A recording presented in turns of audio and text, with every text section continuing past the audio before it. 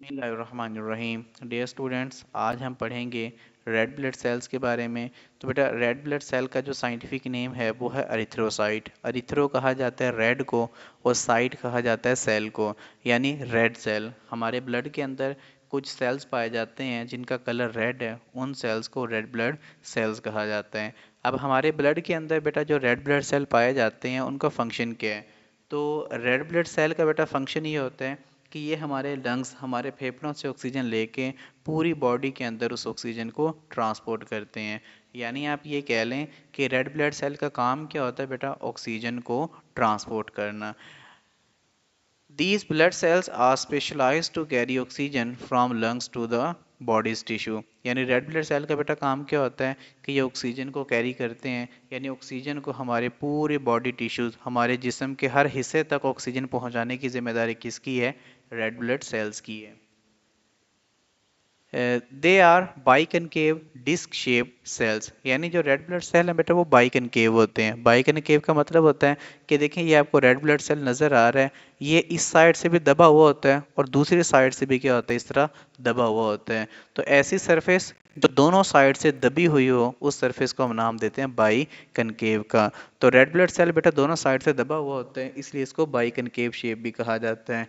अब ये by concave shape का फ़ायदा क्या होता है बेटा? जब कोई चीज़ इस तरह का स्ट्रक्चर बनाती है ना, बाई कनकेव स्ट्रक्चर बनाती है, इसका फ़ायदा ये होता है कि चीज़ का सरफेस एरिया यानी उसका इलाका बढ़ जाता है, और जितना सरफेस एरिया ज़्यादा होगा, यहाँ पे ऑक्सीजन की बाइंडिंग उतनी ज़्यादा होगी और ऑक्सीजन को ले जाने में उतनी आसानी होगी।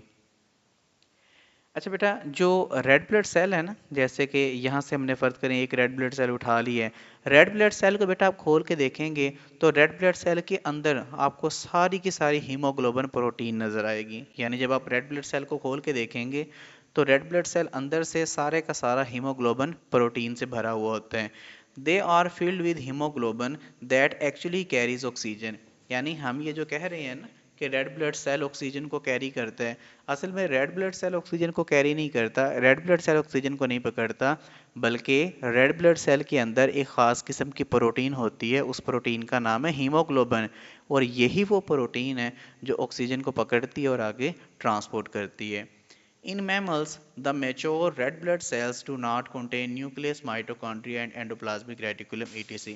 देखिए बेटा, जो मेच्योर रेड ब्लड सेल है ना, इसके अंदर बाकी ऑर्गेनेलिस जैसा कि माइटोकॉन्ड्रिया, गोल्जी अपरेटस या एंडोप्लाज्मिक रेटिकुलम, इस तरह की ऑर्गेनेलिस बहुत कम होती हैं। अब ये ऑर्गेनेलिस कम क्यों होंगी?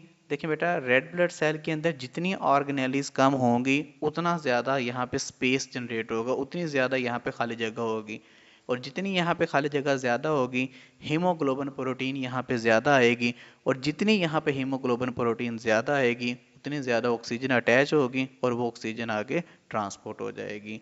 It helps to accommodate more haemoglobin. यानी रेड ब्लड सेल के अंदर बेटा जितनी ज़्यादा हीमोग्लोबिन होगी उतनी ज़्यादा ऑक्सीजन ट्रांसपोर्ट होगी। ठीक है जी, तो उम्मीद है बेटा आप लोग समझ आ गई होगी। अल्लाह हाफिज़।